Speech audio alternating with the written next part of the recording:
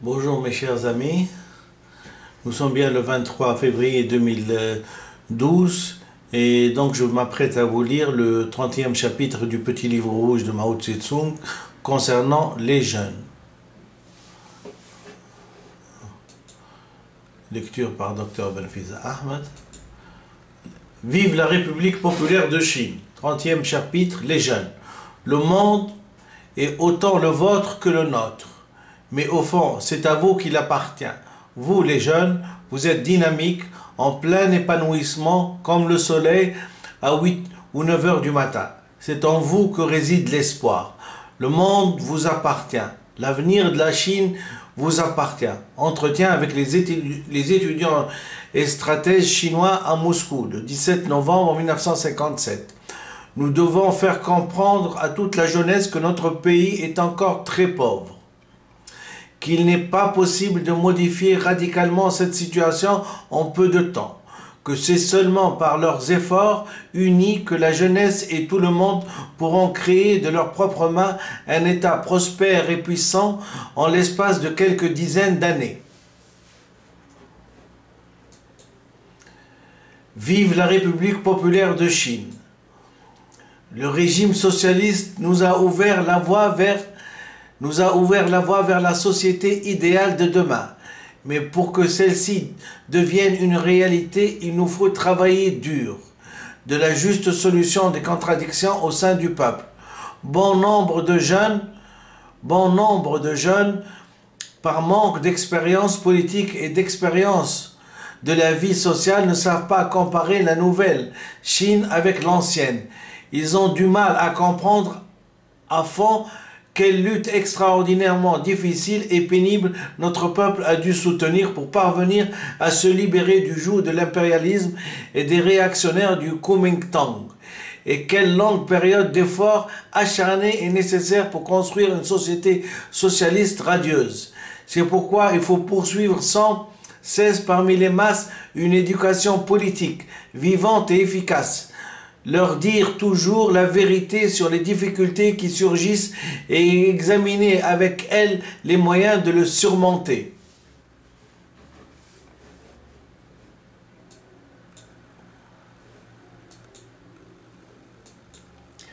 Vive la République populaire de Chine, de la juste solution des contradictions au sein du peuple, 27 février 1957. Les jeunes constituent la force la plus active, la plus dynamique de notre société. Ils sont les plus ardents à l'étude, les moins attachés aux idées conservatrices, et il en est ainsi notamment à l'époque du socialisme.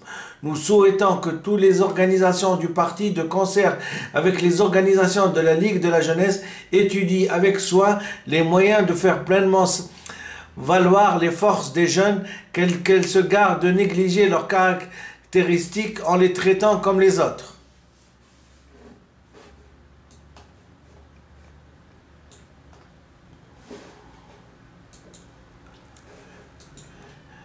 Naturellement, les jeunes doivent apprendre auprès des vieux et les adultes et s'assurer autant que possible de leur accord avant d'entreprendre toute activité utile.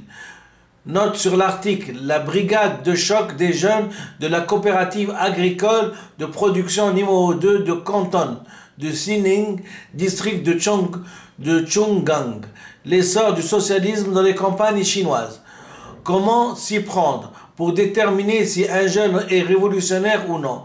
Comment faire la distinction? Il n'y a qu'un seul critère, c'est de voir si ce jeune veut se lier aux masses ouvrières et paysannes et se lie effectivement à elles. S'ils veulent et s'il le fait, c'est un révolutionnaire.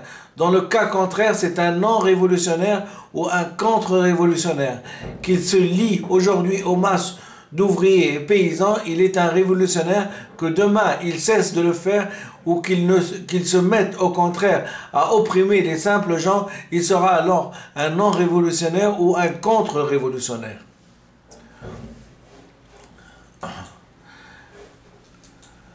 Naturellement, les jeunes doivent apprendre auprès des vieux et les adultes de s'assurer autant que possible de leur accord avant d'entreprendre toute activité utile. Ceci a été lu dans la diapositive précédente, donc il est inutile d'y attarder. L'orientation du mouvement de la jeunesse, œuvre choisie de Mao Tse-tung, tome 2. Vive la République populaire de Chine. Avant que les intellectuels se jettent corps et âme dans la lutte révolutionnaire des masses, qu'ils se décident à les servir et à faire corps avec elles, ils arrivent souvent qu'ils sont enclins au subjectivisme et à l'individualisme, que leurs idées sont stériles et qu'ils se montrent hésitants dans l'action. Aussi bien que de nombreux intellectuels révolutionnaires chinois jouent un rôle d'avant-garde et servent de pont. Tous ne sont pas révolutionnaires jusqu'au bout. Dans les moments critiques, une partie d'entre elles abandonneront les rangs de la révolution et tombent dans la passivité. Certaines deviennent même des ennemis de la révolution. Les intellectuels viendront à bout de ces défauts, qu'en participant longuement à la lutte des masses.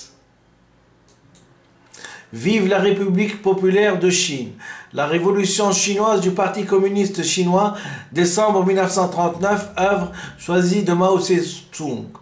Tout en continuant à coordonner avec ses activités avec la tâche centrale du parti, la Ligue de la jeunesse doit mener un travail indépendant, en conformité avec les caractéristiques des jeunes. La Chine nouvelle doit veiller aux intérêts de sa jeunesse, prendre à cœur la formation de la jeune génération.